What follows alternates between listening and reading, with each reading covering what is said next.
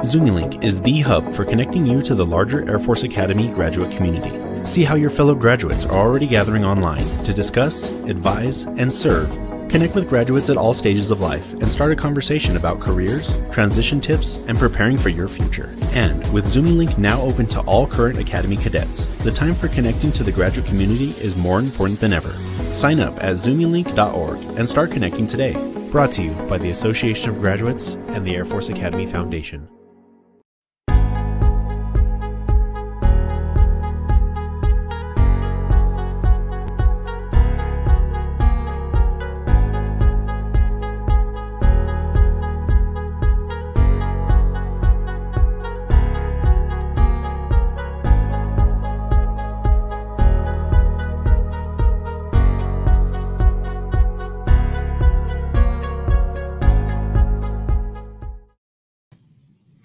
Good morning, everyone. Thank you for joining us in our conversation series hosted by the Association of Graduates and the Air Force Academy Foundation. My name is Dr. Jerry Gonzalez, and I am the Deputy Director of Operations Research in the Management Department here at the U.S. Air Force Academy. Today, we have the pleasure of welcoming my classmate, Colonel Melissa Youderian, class of 1998, as the new USAFA Prep School Commander. This is her second time back at USAFA in a command position. In her prior command here, Colonel Youderian was an Air Officer commanding for Cadet Squadron 5. Welcome back to USAFA and the Prep School, Colonel Youderian. Thank you for joining us today. Thank you, Dr. Gonzalez. It's great to see you again. And then for the benefit of the audience, also behind the scenes, we have another 98er, Felicia Recker, who's working the magic behind this broadcast. So it's been really fun to come together with a couple classmates and do this broadcast. And so really it's great to be back at USAFA and particularly here at the Prep School. And, you know, I feel very fortunate that I came back to the Prep School at a time and space where I think we are more relevant than ever because of some of the Air and Space Force initiatives. And so, for example, we know that the Air Force is trying to increase diversity in rated career fields. And what I can tell you is that preppies go to pilot training at a lower rate than their direct entry peers. And so we've got a few different initiatives that we're doing to try to close that gap. And so, for example, we working with A3 and another fellow 98er, Vivian Wu, we were able to get funding for 3 of our preppies to get their private pilot's licenses, right? And that's not something that many of our preppies could pay for out of pocket. So that's definitely a win.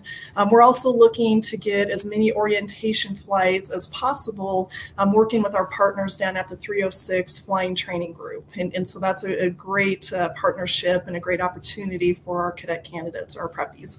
And then finally, we're looking to create this airmanship room with flight simulators. And so our preppies would be able to get on these flight simulators both for fun, but also in a way that could give them credit to be more competitive for pilot training slots down the road. And so again, all of these initiatives will make our folks more competitive for some of the rated career fields, but also we want all of our preppies to be excited about airmanship.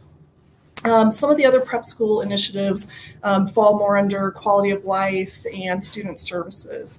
And so, for example, I was having lunch with some preppies one day, and we're talking about this Prep School Next vision and some of the space utilization. You know, there's some space here on campus that we want to repurpose and reuse for the benefit of our preppies.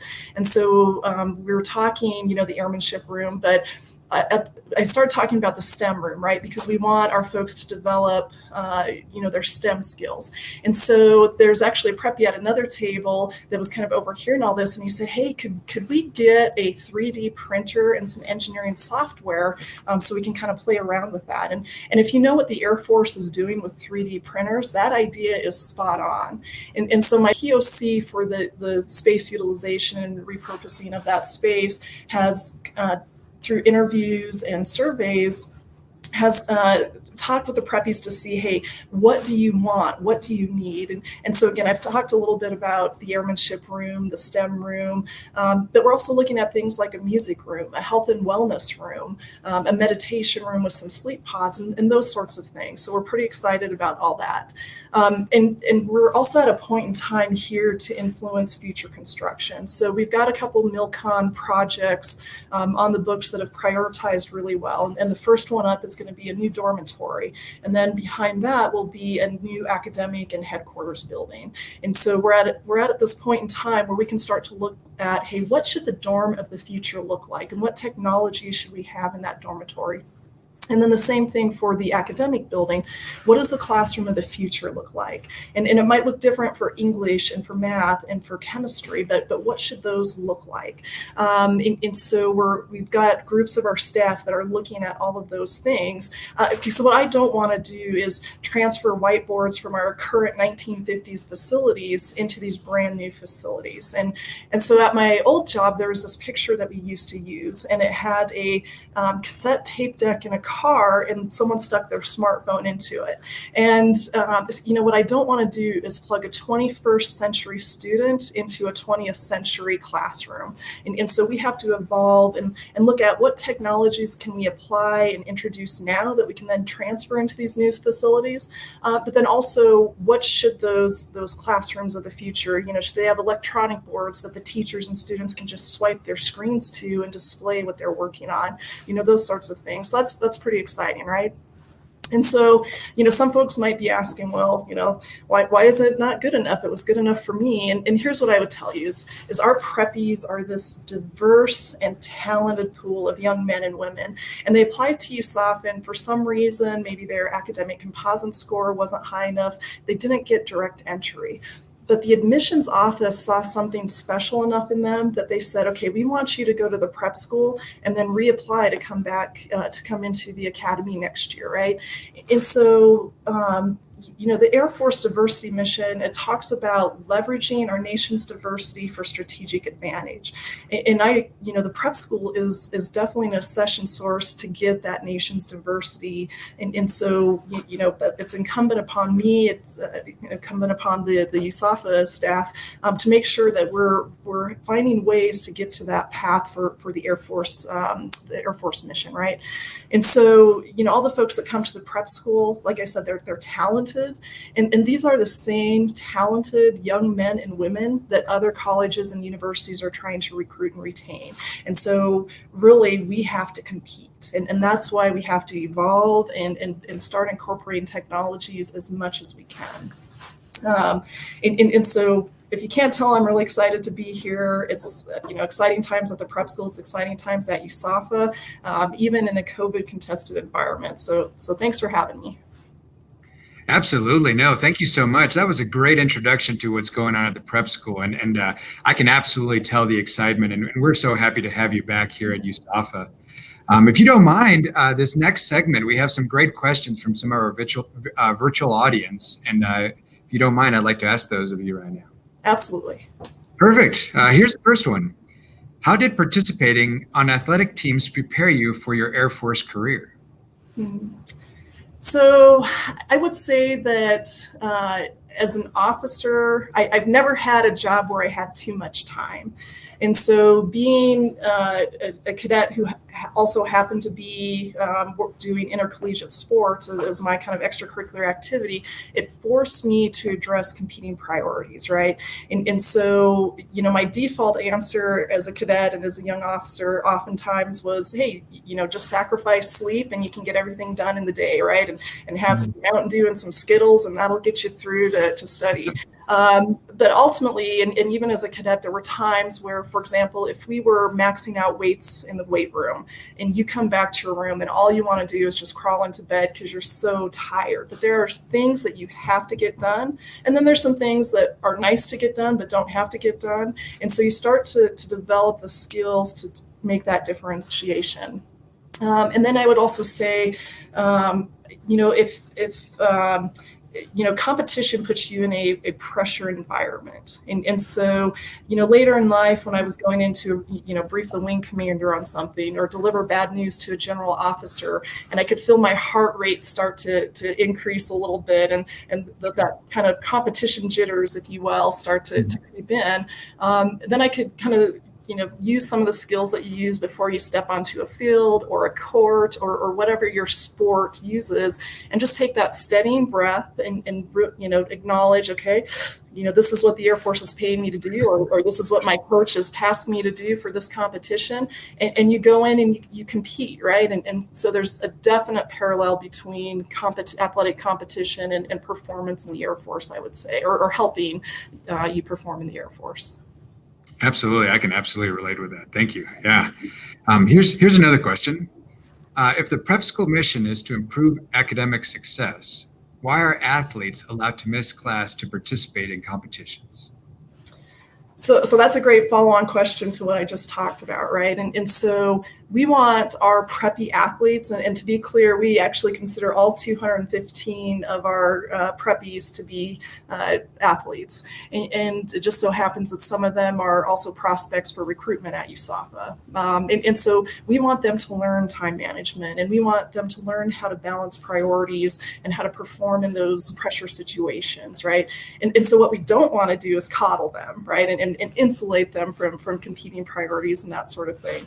And so, this begins their learning process to develop some of those skills.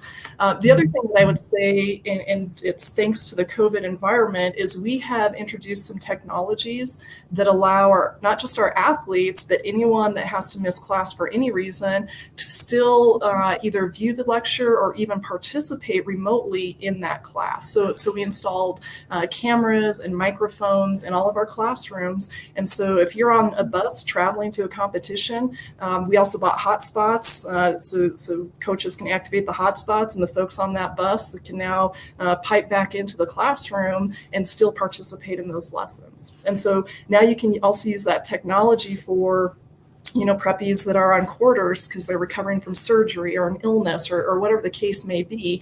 And if their health permits, they can remote into the class and participate live. And if folks can't participate for whatever reason, the instructors have been working hard to record all of their lessons. And now the preppies can reach back and find the lesson that they missed and go back in and view the lesson. So these things started with COVID, but they are not going to end with COVID.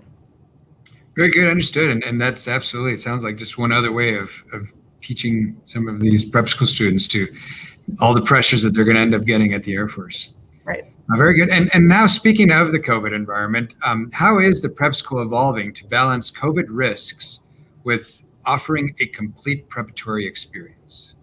Yeah, so great question for both here at the prep school and the cadet wing, right? And so we've had to get creative. And so I'll just talk about our three areas: the academics, the military training, and athletics. And so from an academic standpoint, we had to change how we did business. And so we decreased our class size to no more than 10 preppies per class. That allowed us to get the social distancing that we need for COVID mitigation. I'd already talked about the cameras that we've installed in case we have an instructor who maybe has COVID symptoms or has a contact with someone that's COVID positive. Now they don't have to come into the classroom to teach. They can actually teach from their house. And, we actually had a snow day a few weeks ago that, we've done some small ops tests of these systems, but that snow day allowed us to fully test the system. And so what happened is all the cadet candidates went to their classrooms as scheduled, and then the teachers remoted in from their homes and taught class from home. And so on a snow day when typically we would have canceled class, we were able to still execute the mission. And again, that's thanks to some of the COVID initiatives we've done. And so, with changing the class size, that caused us to change the schedule of calls. We even went from a 4-quarter system to a trimester system because we had to make some different adjustments for the class sizes and other things. For athletics, we followed the same return to sport rules that the NCAA did, even though we don't fall under NCAA, and just knowing how to safely reintroduce and at what phases to reintroduce athletes into competition education and practice and all of that. And also during the summer, during our basic military training, our coaches and our PE instructors, they're the same ones that run our fitness during BMT. They worked with our CE partners. They painted lines on our parade field that were 10 feet apart. And so we were able to continue to do fitness training, even in a COVID environment, and just by reinforcing some of that spacing. And then finally, from a military training standpoint, kind of the same thing where our cadet cadre and our MTIs that were here, and of course our AOCs and AMTs, they had to teach marching with 6 foot spacing and with masks on, and they had to learn how to project their voices while they're wearing their mask. How are you calling out commands and that sort of thing wearing your mask? And so it was just an adjustment for everyone. And so then even during the school year, for some of the character development stuff that we do, and the focus this year being Warrior Ethos, we had a preppy grad panel that we did virtually. We had hoped that we had initially planned to do it in person, and then local conditions changed that prevented us from doing that in person. And so we were still able to give the cadet candidates that grad panel, or the preppies, that grad panel experience. But, we just had to do things a little bit differently. So creativity has been the cornerstone of all of our efforts here. Well, those sound like great adjustments. Did I get that straight? We can blame COVID for ending snow days? Does that make sense? Yes. Yeah, not everyone views that as favorably as we do, right? Right. Very good. Let's move on to a leadership question. I have a question here that says, what leadership skills have you internalized from your different assignments that you will draw upon while at the prep school? So I would say, learning to tie your mission to strategic objectives. So here at the prep school, that's not just to USAFA objectives, but also Air and Space Force objectives, right? And how are we developing leaders of the future and for future conflict, et cetera. And so just acknowledging that and telling that story, right? If you can tell the story of how you're tied to those strategic objectives, you compete better for resources. So that's definitely something that I've learned from past jobs. And then I would say relationships are a center of gravity, right? And so my chief and I have really had this kind of up and out effort that we've been working hard on, just to develop all of the relationships, because what you have to do, what I found that you have to do is develop those external relationships that you need for success before you need those relationships for success, right? When there's a crisis, that's not the first time you want to talk to the CE commander or whatever the case is, right? And so you really have to develop all those relationships. So it's been fun, getting to know all of our A staff and my counterparts up in CW and AD and the Dean of Faculty's office. And so again, it's been great developing those relationships. And then finally, I would say, just from a leadership perspective, everyone that you meet today is going through something that you have no idea about. And so, we have these great missions that we do, but there's we humans behind that mission that have things going on that other folks don't know about, right? And so as you're working with people and you're trying to get the mission done, you just have to keep that in the back of your mind, and someone's going to have a bad day and you don't know why they're having a bad day. And so again, from a leadership perspective, just engaging with people to make sure that they recognize that you're there for them as well as the mission, right? So yeah, those are kind of 3 broad leadership skills I think I would bring here to the prep school. Great, absolutely, thank you. Yeah, and that people perspective is great. Very good. Well, how about this as a question? What message do you have for the graduate community now that you are in your new role? Yeah, so the nation invests in service academies for a reason, right?